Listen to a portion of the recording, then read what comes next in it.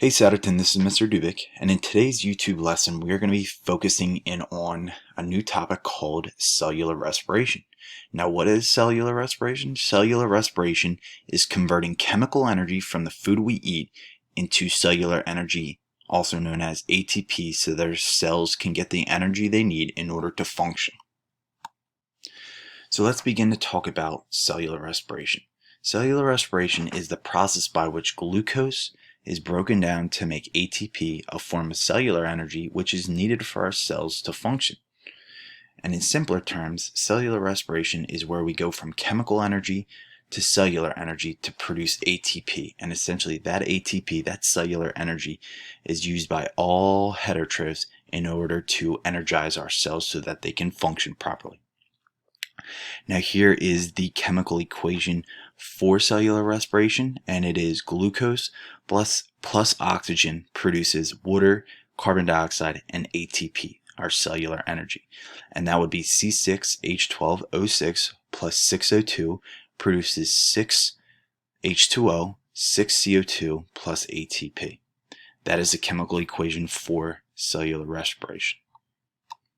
So like I said before, heterotrophs use cellular respiration to get their energy.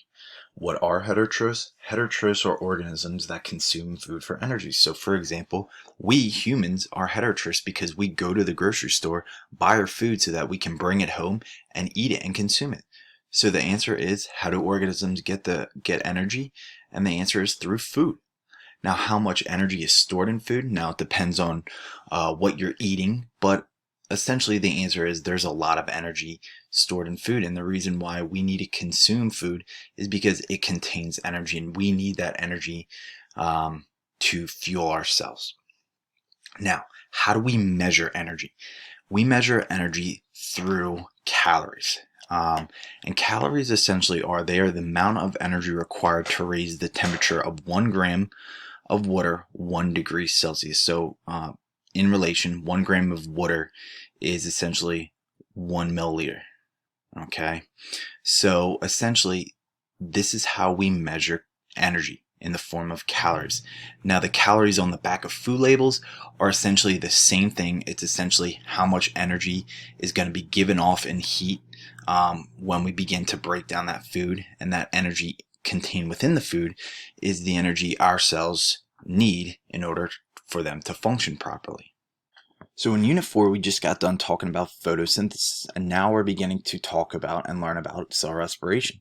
And the reason why we learn these two important energy processes together is because they are connected through this important relationship.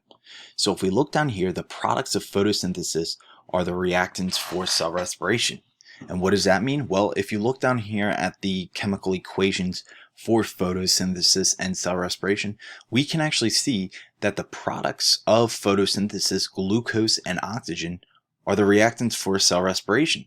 So essentially, all photosynthetic organisms are providing us with glucose and oxygen in order for us to go through cell respiration so that we can get the energy we need in order to fuel our cells.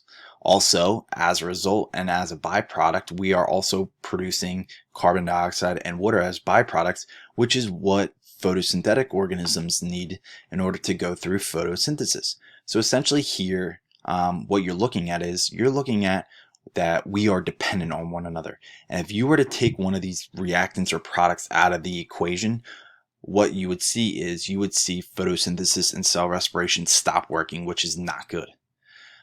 So that is why photosynthesis and cell respiration are so important and have this unique relationship with one another. And a little study strategy here, if you're ever wondering how the heck you're going to remember the chemical equation for both photosynthesis and cell respiration, the trick is here, they're just opposite of one another. So if you look here, photosynthesis, the reactants, okay, carbon dioxide and water are the products of cell respiration. Whereas in the products of photosynthesis are glucose and oxygen, they're going to be the reactants in cell respiration. So essentially, if you just flip these chemical equations, they're the same thing. Okay? So that's an easy study strategy and a way to remember what the chemical equations are for both photosynthesis and cell respiration. They're literally opposite of one another. Okay? And just to conclude what I'm explaining here. In this diagram, you see photosynthesis on top and cell respiration. Photosynthesis is represented by the plant. Cell respiration is represented by the rabbit here. So in photosynthesis, water and carbon dioxide and light are needed in order for photosynthesis to occur. And once photosynthesis begins, what it's going to produce as a byproduct is glucose and oxygen, which is the reactants needed for cell respiration. Okay? And once that rabbit gets glucose and oxygen, it's able to go through the process of cell respiration to produce ATP for itself, as well as release water and carbon dioxide as a byproduct, which again is then going to be used up in photosynthesis to keep this plant healthy and going through photosynthesis. So again, we see here this unique relationship. They're dependent on one another, and if we were to take one of these reactants or products out of the equation, this whole process would stop working. Okay? So the big question here is, what organisms can actually go through cell respiration?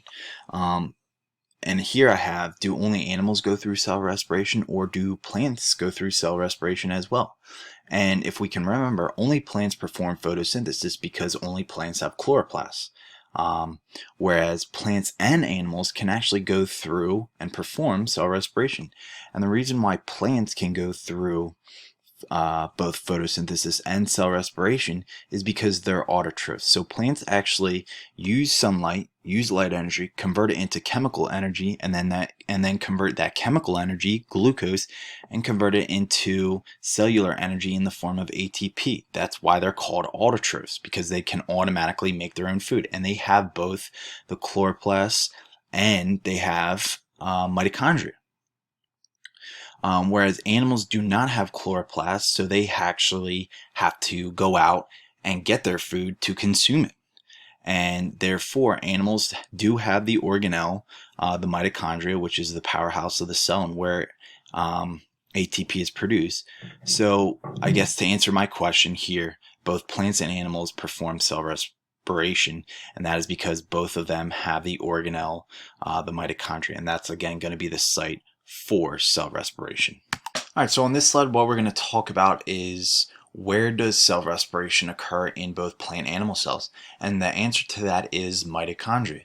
So the mitochondria is going to be the site where cell respiration takes place. And again, the mitochondria is the powerhouse of the cell, so it's going to actually convert chemical energy into cellular energy via the form of ATP.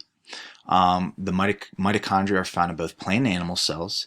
And if you look down here in the diagram, okay, this is a structure of a mitochondria. And you know this is the mitochondria because of its unique internal shape. These are all folded membranes inside of the mitochondria. Okay, you have the mitochondrial matrix where the Krebs cycle is going to occur, and the Krebs cycle is one part of cell respiration. And here you have the cristae, which are folded membranes.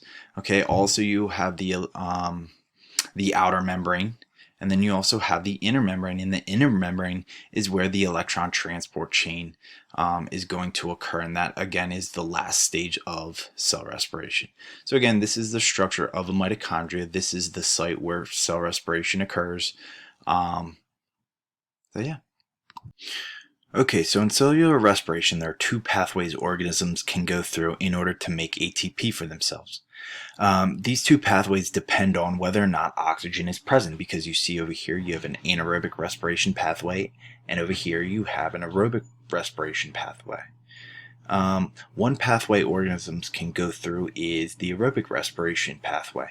Organisms like plants and animals that depend on oxygen can go through this pathway because they depend on oxygen in order to make ATP. There are 3 steps in aerobic respiration, and the first step in aerobic respiration is called glycolysis. The second step is the Krebs cycle, and the third step is the electron transport chain.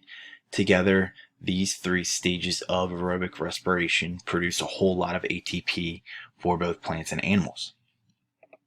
The second pathway that organisms can go through is called anaerobic respiration, and that means there's no oxygen present. So in anaerobic respiration, we oftentimes see organisms such as bacteria and archaebacteria go through anaerobic respiration because those organisms can live in environments where oxygen is not present. So therefore, this is a benefit for them because they still can make ATP for themselves and energize themselves even though oxygen is not present. And that is because of this pathway called anaerobic respiration. So essentially, anaerobic respiration is a process in which organisms can make ATP for themselves even though oxygen is not present. Two pathways in anaerobic respiration that we are going to talk about are alcoholic fermentation, which is the common method used to make wine and beer. Also, we see lactic acid fermentation, which is commonly seen in athletes who overwork themselves and have a low supply of oxygen in their cells. Therefore, they begin to cramp, and essentially cramping is a form of lactic acid fermentation.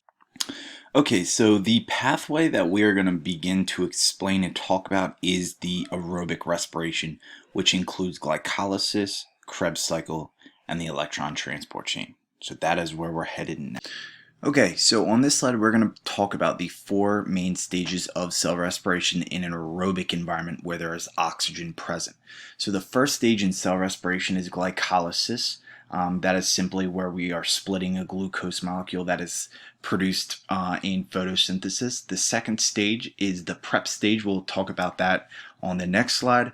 The third stage is called the Krebs cycle, and that is the stage where we produce two high-energy electron-carrying molecules called NAD and FAD that are going to transport electrons and hydrogens to the electron transport chain to make ATP.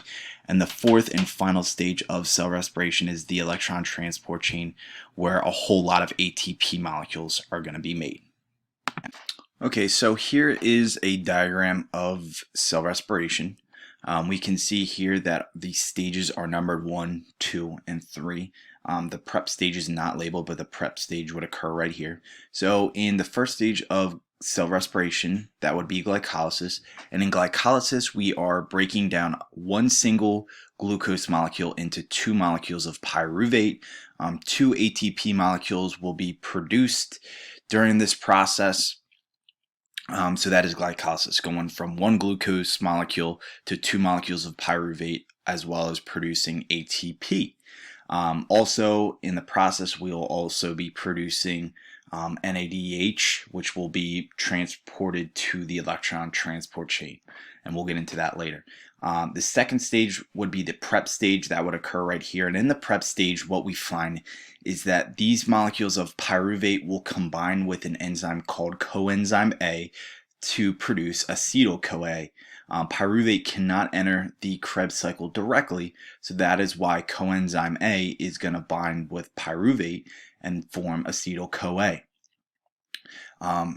Once that happens, we're going to release a carbon, and that carbon is going to bond with two oxygens to form CO2, and CO2 is going to leave the mitochondria as a byproduct. So once we have acetyl-CoA formed, acetyl-CoA then can enter the Krebs cycle, and acetyl-CoA will go through a series of chemical reactions and essentially will produce two electron energy carriers, which are NADH and FADH2.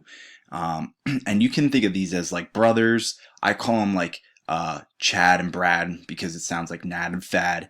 But again, these are high energy electron carrying molecules, and what they do is they carry electrons and hydrogens that are needed in the electron transport chain. So essentially the whole purpose of the Krebs cycle is to convert acetyl-CoA into NAD and FAD, which carry electrons and hydrogens which are needed in the electron transport chain. Also, from the Krebs cycle, we'll be producing two ATP molecules. Last but not least, we have the electron transport chain, and again, the whole purpose of the electron transport chain is to produce a whole lot of ATP, 32 to 34 molecules of ATP, and essentially when NAD and FAD get to the electron transport chain, they're going to drop off these electrons and hydrogens. These hydrogens are then going to move through ATP synthase, and as it does that, as those hydrogens move through ATP synthase, ADP is going to be converted into ATP, and that's where we see ATP being formed, okay, right here in the electron transport chain.